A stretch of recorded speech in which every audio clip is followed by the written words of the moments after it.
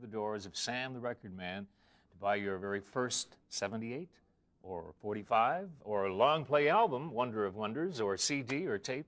Of course, Sam's is an institution. There are now 140 stores across the country offering music lovers one of the world's best selections of recorded music.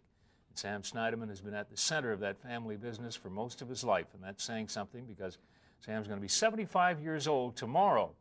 But retailing is just a part of what he does, promoting and preserving Canadian music and encouraging Canadian talent, passionate.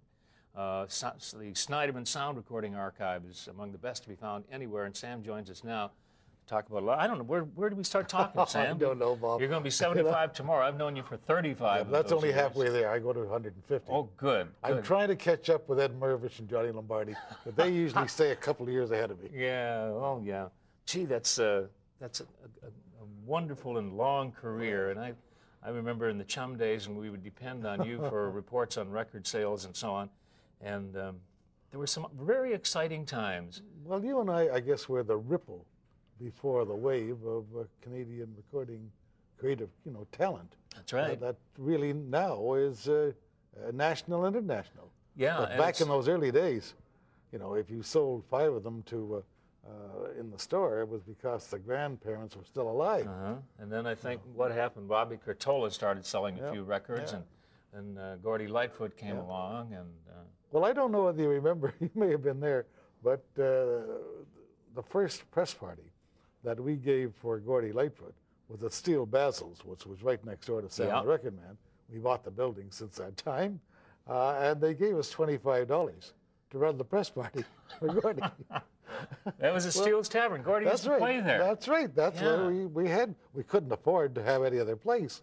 But that's, of course, where Richard Burton used to hang out as well. That's right. And a lot of guys, when they came to town, big stars, were going to Steele's just to catch a set with Gordon Lightfoot. That's right. Yeah. 10-cent beer. I remember that. We were talking about movies, too, and when we were kids, we didn't have these big Batman's extravaganzas. It was the Saturday morning movie club, the serial. Two cowboy shows, 15 cartoons, and 2 serials. And you got a Dad's cookies in a package and some milk. And what a mess that made.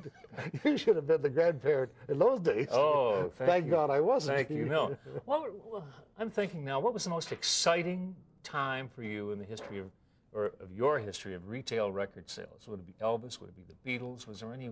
Well, it definitely had to be the Beatles. It had to be Elvis. This was the forerunner of great things in the recording industry. And I was a guy that said they'd never make it.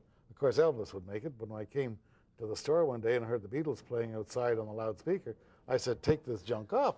It'll never go. God, you know something, Sam? There was a kid who was vacationing in England, and he came back that summer of 63, 64. And he brought a record into the station. It was the Beatles. And I put it on. I said, that's not going on the playlist. These guys can't sing.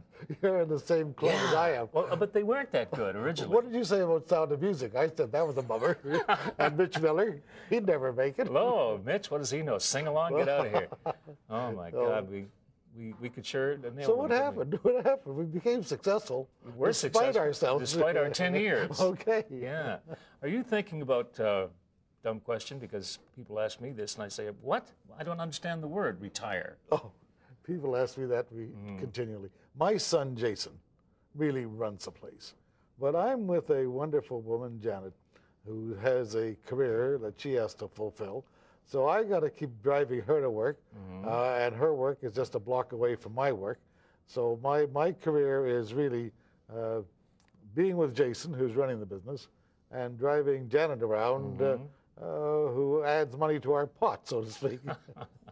Okay, Sam, it's so good seeing you again, and I hope to greet you 10 years from now on your 85th birthday. Well, let's get into something, because you and I have got so much to talk about. We sure do. Sam Sniderman, Sam the Record Man, thank you for being with us today, Sam. It's an honor.